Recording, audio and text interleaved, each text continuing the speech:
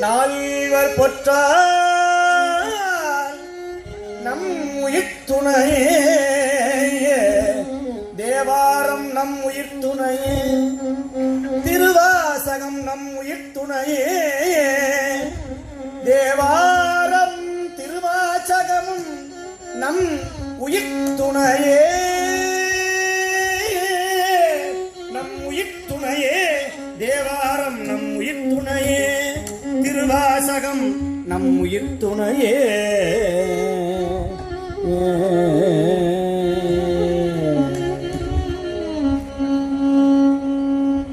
சைவ எல்லப்ப நாவலர் அப்படின்னு சொல்லிட்டு ஒரு பெரியவர் பாடிய பதிகம் தான் இந்த பதிகம். தேவாரமும் திருவாசகமும் தான் நம்முடைய உயிர் துணை.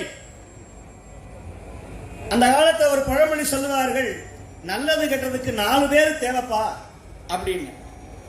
அந்த 4 பேர் இங்க யாரும் கிடையாது. நம்ம சொந்தக்காரங்களா இல்ல, நம்முடைய முதலாளியா இல்ல, நம்முடைய கூட பிறந்தவர்களா இல்ல. யார் தெரியுமா? ஞான சம்பந்த பெருமான், நாவுக்கரசர், சுந்தரர், மாணிக்கவாசகர்.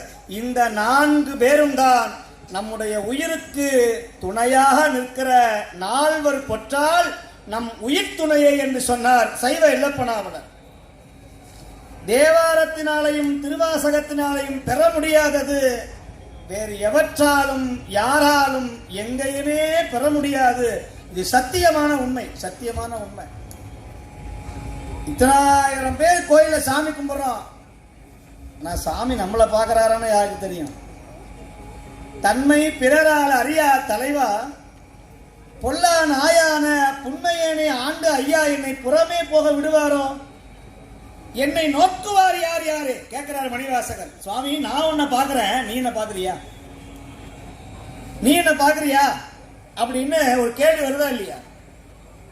இப்ப சுவாமி சொல்றாரா, நான் யாரை பார்க்கிறேன் தெரியுமா?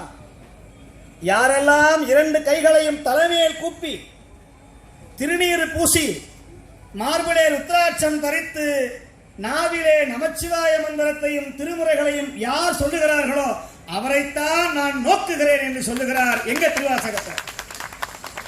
அதைத்தான் சொல்லுகிறார் மாணிக்கவாசகர். என்னை நோக்குவார் யார் யாரை? சரி, அதுக்கு என்ன செய்யணும்?